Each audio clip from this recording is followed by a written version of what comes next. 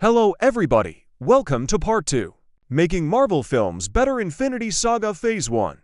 There is only one film on here, which I do not need to change much. I need to just make the bit more scarier in Iron Man 2 and try and improve who's the main villain is in this film. The rest, I didn't need to change anything. Iron Man 2. The other two needs more improvements. You will see the list of what I need to improve on, because it's films which needs to be improved on by Lego Stop Motion. I don't know what's wrong with Thor, and you aren't allowed to see a sneak peek of Incredible Hulk, because I tried upgrading it a tiny bit, which it will be improved much more in this video. Okay, this is sneak peek, but I am combining it into the Avengers and the Thor film. Let's find out what went wrong with the Incredible Hulk movie. It didn't know if it was a Hulk movie or an MCU movie. This was only the second MCU film ever, and it shows.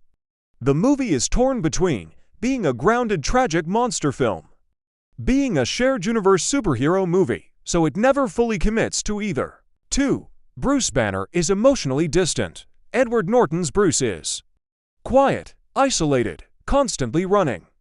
That fits the character, but the movie doesn't let us connect with him emotionally. We understand his pain, we don't feel it deeply enough. The romance is underwritten. Bruce and Betty's relationship is important, but rushed. Not enough quiet moments. Not enough shared history on screen, more told than shown.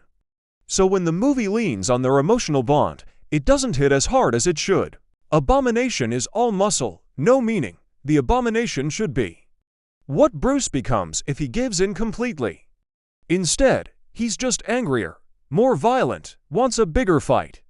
There's no philosophical difference between them, just power levels. Action overwhelms theme. The movie's theme should be: you can't outrun who you are, but constant chases and fights drown it out. The Hulk feels like a weapon to be unleashed, not a curse to be endured. MCU continuity issues hurt its legacy. Actor change later.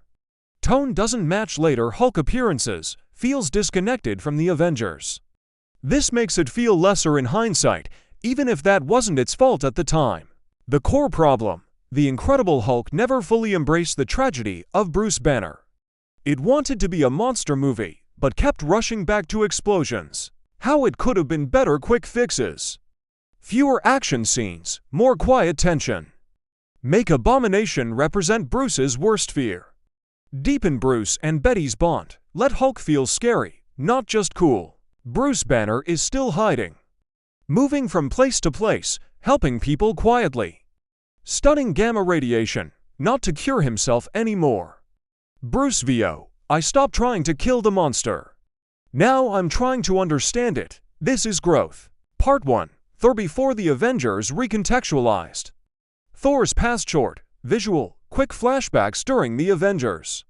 Thor's arrogance, his banishment, losing Mjolnir. Choosing to protect others on Earth. No long exposition, just earned context. Abomination's aftermath. News reports, Harlem rebuilt.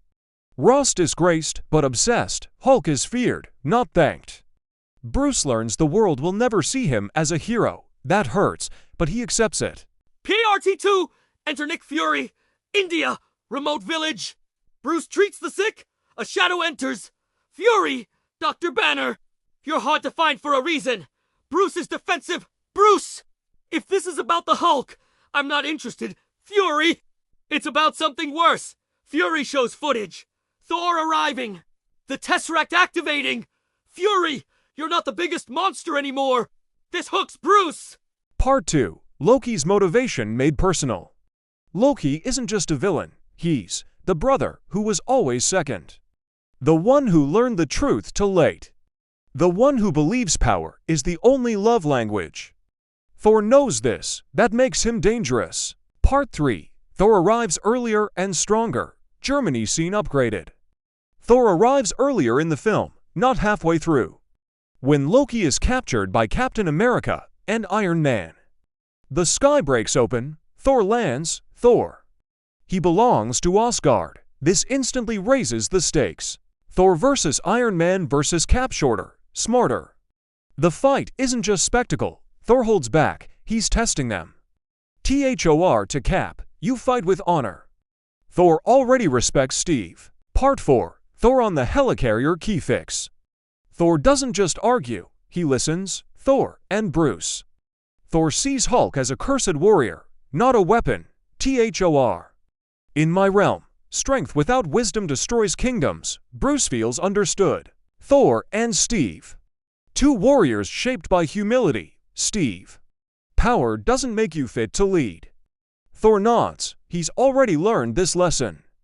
Part 5 Loki and Thor, the heart of the film. Cell scene extended. Thor visits Loki. No shouting, just grief. Thor. I lost a throne to become worthy. What did you gain? Loki can't answer. This reinforces Loki's tragedy. Part 4 Loki and the Turning Point. Helicarrier attack. Chaos. Bruce is injured. Heart rate spikes. He runs, like always. Bruce's choice. New scene. Instead of falling out of the helicarrier by accident, Bruce stops, looks at the city below. Bruce quiet. I can't keep running. He chooses to transform. This is the moment the Incredible Hulk was building toward. Part 6 The Avengers battle Thor's role. Thor isn't just muscle. He understands the Tesseract, knows Asgardian threats, protects civilians instinctively. Thor takes responsibility for Loki. Thor. This war began with my family. I will end it. Part 7 The Ending Brothers, not enemies. After the battle, Thor doesn't celebrate. He mourns. Thor to Steve. A king protects his people, even from his own blood. Thor takes Loki back to Asgard, not in triumph, in shame and resolve. Act 1 The Aftermath of the Avengers, opening scene. Newsreels show Tony after the New York battle. Media adoration, global fear and admiration. Business opportunities exploding. Tony drinks publicly, joking, I saved the world. Again, Tony VO. The world loves Iron Man, but can it handle Tony Stark? Key conflict. Justin Hammer becomes the central antagonist without whiplash. Hammer is a manipulative corporate rival, exploits Stark tech for profit. Politically pressures the government to regulate Tony. Embarrasses Tony publicly, challenging his authority as a hero. This makes the conflict corporate, ethical, and public, not personal revenge. ACT to responsibility and pressure, Tony's personal arc. Post-Avengers trauma, Tony feels survivors' guilt about the battle in New York. He works to stabilize his arc reactor safely and reduce global tech risk. Pepper plays a strategic role, helping Tony navigate public scrutiny and corporate politics. Tony to Pepper, I can't just fight the bad guys anymore. Now I have to manage what everyone else thinks is dangerous. Hammer escalates. Instead of hiring a supervillain enforcer, Hammer uses public relations, corporate espionage, and Stark tech theft. Causes robotic or tech-based accidents, which Tony must fix, threatens global trust in superheroes. This gives stakes without needing a physically destructive villain.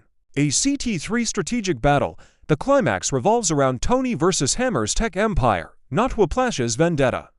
Hammer's machines go rogue, Stark industry security and Iron Man suits are both tested. Tony leads with intelligence, creativity, and leadership, not just firepower. Hammer's defeat is strategic and moral, not a flashy punch fest. Exposes Hammer's corruption, stops the dangerous tech. Public sees Tony as responsible, not reckless. Act 4 Tony's growth. Tony stabilizes his arc reactor safely. Learns that being a hero post-Avengers isn't just fighting villains, it's managing consequences. Pepper is recognized as a partner, not sidekick. Tony quietly, to Pepper, the world knows Iron Man. Now they just have to see Tony Stark can handle it. ACT5M, CU Connections, post-battle, Tony addresses global concerns. Media coverage shows worldwide respect and scrutiny. Sets up civil war, the world trusts Tony, but governments start thinking about superhero regulation. Mid-credit scene, Hammer's leftover tech hints at future villains or ties to Spider-Man tech. I'll see you in the next video.